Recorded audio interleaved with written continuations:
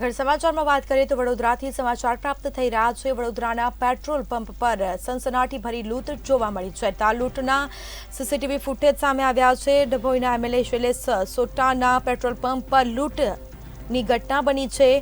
New VIP road પર જીઓના petrol pump પર આ લૂંટની ઘટના બની છે। સાથે જ કહી શકાય કે 20 થી 25 શખ્સોએ લૂંટ ચલાવી હતી। હથિયારો સાથે બાઇક પણ ઘસી આવ્યા હતા લૂંટારુઓ, જેમાં કર્મચારીઓ પર હુમલો કરીને સનસનાટી ભરી લૂંટ ચલાવી હતી। તો ધારાસભ્યના પેટ્રોલ પંપના જ સીસીટીવી કેમેરા બંધ જોવા મળ્યા છે। તો હરણી પોલીસ ઘટના સ્થળ પર પહોંચીને આ મામલે વધુ કાર્યવાહી હાથ ધરી છે।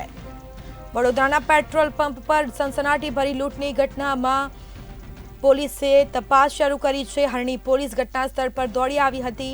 પોલીસને પણ જાણ કરી દેવામાં આવી હતી। તો બીજી તરફ ધારાસભ્યના પેટ્રોલ પંપના જ સીસીટીવી જે કેમેરા છે તે બંધ જોવા મળ્યા છે। તો આ એક સવાલ ઉઠવા પામે છે, કેમેરા પેટ્રોલ પંપ પર બંધ જોવા મળ્યા છે। બીજી તરફ હથિયારો સાથે બાઇક પર ઘસીને લૂંટ ચલાવી હતી।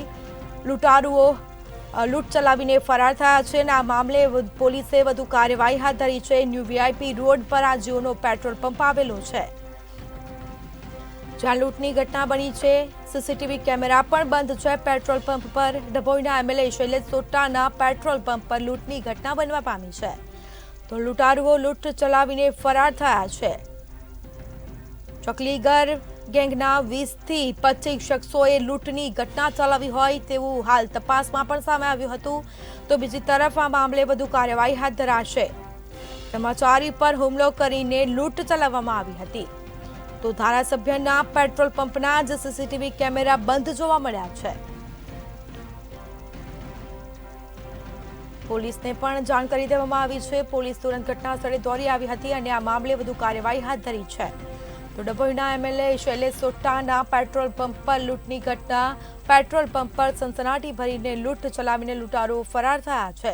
આ મામલે વધુ કાર્યવાહી હાથ ધરાઈ છે। પોલીસને પણ જાણ કરી દેવામાં આવી હતી। પોલીસ ઘટના સ્થળ પર પહોંચીને વધુ તપાસ હાથ ધરશે। ધારાસભ્યના પેટ્રોલ પંપના જ સીસીટીવી કેમેરા બંધ જોવા મળ્યા છે।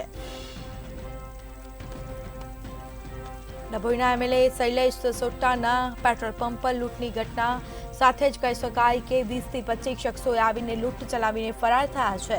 તો આ મામલે વધુ કાર્યવાહી હાથ ધરાશે। હથિયારો સાથે બાઇક પર લૂંટ ચલાવીને તેઓ ફરાર થયા છે।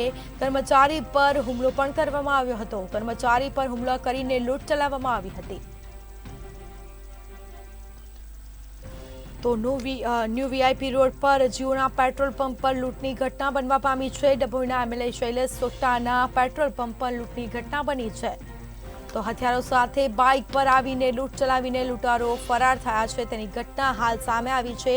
વડોદરાથી સમાચાર પ્રાપ્ત થયા છે। વડોદરાના પેટ્રોલ પંપ પર સનસનાટી ભરી લૂંટની ઘટના બનવા પામી છે। તો ધોળા દિવસે લૂંટની ઘટના બનતા ચકચાર મચી છે। તો બીજી તરફ કહી શકાય કે આ પેટ્રોલ પંપ ધારાસભ્યનો છે અને પેટ્રોલ પંપ પર સીસીટીવી કેમેરા બંધ હાલતમાં જોવા મળ્યા છે। તો ડભોઈના એમએલએ શૈલેષ સોટાના પેટ્રોલ પંપ પર લૂંટની ઘટના બનવા પામી છે। વધુ વિગતો સાથે સંવાદદાતા નિલેશ બ્રહ્મભટ્ટ આપણી સાથે લાઈવ જોડાઈ ગયા છે। જી, વડોદરાના પેટ્રોલ પંપ પર લૂંટની ઘટના, એ પણ થોડા દિવસે, શું કહેશો? જી, સુરક્ષિત ગણાતી સંસ્કારી નગરી વડોદરામાં રાતના 9 વાગે આપ જોઈ શકો છો કે દર્ભાવતીના ધારાસભ્ય શૈલેષ સોટાનો આ પંપ છે અને આ pump new VIP road Khodiyar નગર ખાતે આવેલો છે અને આ પંપ ઉપર રાતના 9 વાગે સિકલીગર ગેંગ આવી હતી। પ્રથમ 4 લોકો બાઇક પર આવ્યા હતા અને જે સુપરવાઇઝર હતો તેની સાથે ગાળાગાળી અને મારામારી કરી હતી અને ત્યારબાદ સિકલીગરનો સામનો કરતા પંપના કર્મચારીઓ પર અન્ય 20 લોકો વ્હીકલ પર આવ્યા હતા અને 80 જેટલી કહેવાય છે કે અંદાજિત 80,000 રૂપિયા જેટલી લૂંટ કરી હતી અને આ પંપ પર જે સીસીટીવી કેમેરા છે તે પણ બંધ હોવાનું સંચાલક દ્વારા કહેવામાં આવી રહ્યું છે। અને મહત્વની બાબત છે કે આ સીસીટીવી કેમેરા બંધ હતા અને અહીંયા જે સુરક્ષિત ગણાતે વડોદરા નગરીમાં 80,000 રૂપિયા જેટલી ચોરી થઈ છે અને લૂંટ કરવામાં આવી છે। અને મહત્વની બાબત છે કે જ્યારે બાપોદ પોલીસ સિકલીગર ગેંગને પકડવા ગઈ ત્યારે સિકલી ગેંગે તલવાર અને લાકડીથી હુમલો કર્યો હતો અને કહેવામાં આવ્યું છે કે આ દર્ભાવતીના ધારાસભ્યનો પેટ્રોલ પંપ છે અને ત્યારે દર્ભાવતીના ધારાસભ્ય ડભોઈના નાગરિકોની સુરક્ષાની ચિંતા કરતા હોય ત્યારે એમનો જ પેટ્રોલ પંપ અસુરક્ષિત જણાયો છે અને મહત્વની બાબત છે કે સિકલી ગેંગે રાત્રે 9 વાગે અહીંયા લૂંટ ચલાવી છે અને જ્યારે પોલીસ આરોપીને પકડવા ગઈ ત્યારે પોલીસ પર પણ હુમલો કરવામાં આવ્યો હોવાનું માહિતી મળી રહી છે. હાલ પોલીસે 3 આરોપીની અટકાયત કરી છે. બપોર પછી ધરપકડ કરી અને પોલીસ આ બાબતે પીછી કરે છે. પરંતુ મહત્વની બાબત છે કે સંસ્કારી નગરી, સુરક્ષિત ગણાતી નગરીમાં જ્યાં ઘડી 12 વાગ્યા સુધીને રોજ ધમધમે છે ત્યાં અગડી 9 વાગે લૂંટ થવી એ પોલીસ માટે ખૂબ જ શરમજનક કહેવાય. જી પેટ્રોલ પંપ છે અને લોકોની અવરજવર પેટ્રોલ પંપ પર વધારે રહેતી હોય છે અને ધારાસભ્યનું પેટ્રોલ પંપ છે અને કેમેરા પણ બંધ હાલતમાં જોવા મળ્યા છે, શું કહેશો? જી એ જ મહત્વની બાબત છે કે જે ડભોઈ દર્ભાવતીના ધારાસભ્યની એક પોતાની હાક છે શહેરમાં અને એમના જ પેટ્રોલ પંપ પર સિકલીગર લૂંટ કરે એ પોલીસ માટે ખૂબ શરમજનક બાબત કહેવાય. અને આપ જોઈ શકો છો, હું કેમેરામેનને કહીશ કે આ રોડ બતાવે. આ રોડ રાતના 12 વાગ્યા સુધીને ધમધમતો હોય છે અને આ રોડ ઉપર રાતના 9 વાગે લૂંટ થવી એટલે સંસ્કારી નગરી માટે તો ખૂબ શરમજનક કહેવાય પણ પોલીસ માટે પણ આ બાબત ખૂબ શરમજનક કહેવાય.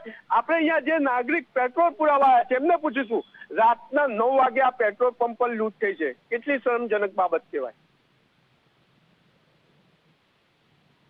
અહીંયા પેટ્રોલ પુરાવા આવેલા નાગરિક બોલવા તૈયાર નથી પરંતુ આ ખૂબ શરમજનક બાબત કહેવાય. આપણે અન્ય યુવાન આવ્યા છે એમને પૂછીશું, ભાઈ વડોદરા શહેર સુરક્ષિત ગણાય, આ પેટ્રોલ પંપ પર રાતના 9 વાગે લૂંટ થઈ છે, કેટલી શરમજનક બાબત કહેવાય. मैं अगर ऐसा कुछ हो रहा है नहीं है, अगर गवर्नमेंट स्टूडेंट यहाँ रहते बहुत हो रहा, अगर कुछ चीज़ें हो रही है तो हम दिक्कत तो है आपको, सिक्योरिटी के लिए कंसर्न है आपको, नहीं होना चाहिए. એટલે નાગરિકો પણ કહી રહ્યા છે કે વડોદરા શહેર માટે ખૂબ શરમજનક છે અને મહત્વની બાબત કે જ્યારે પોલીસ અન્ય લોકોને સીસીટીવી કેમેરા ચાલુ રાખવાની ફરજ પાડતી હોય ત્યારે પેટ્રોલ પંપ પર સીસીટીવી કેમેરા વિદ્યુત બોર્ડના લીધે બંધ રહ્યા, એના લીધે પણ લૂંટ થઈ શકી હોય. અને મહત્વની બાબત છે જે સિકલીગર ગેંગના લોકો આવ્યા હતા, જે માહિતી મળી રહી છે એ લોકો ગુજરાતમાં દારૂબંધી છે પણ એ અહીંયા પેટ્રોલ પંપ પર આવ્યા ત્યારે દારૂ પીધેલામાં હોવાની પણ માહિતી મળી રહી છે. જી તમામ જાણકારી આપવા બદલ આપનો આભાર. તો ડભોઈના એમએલએ શૈલેષ સોટાણા પેટ્રોલ પંપ પર લૂંટની ઘટના, પેટ્રોલ પંપ છે એટલે લોકોની અવરજવર પણ વધુ રહેતી હોય છે પરંતુ ધારાસભ્યનો પેટ્રોલ પંપ અને સીસીટીવી કેમેરા પણ બંધ હાલતમાં જોવા મળ્યા છે તે એક સવાલ ઉઠવા પામ્યો છે. આ પોલીસને પડકાર ફેંકતો આ જે કિસ્સો છે તે હાલ વડોદરાથી સામે આવ્યો છે.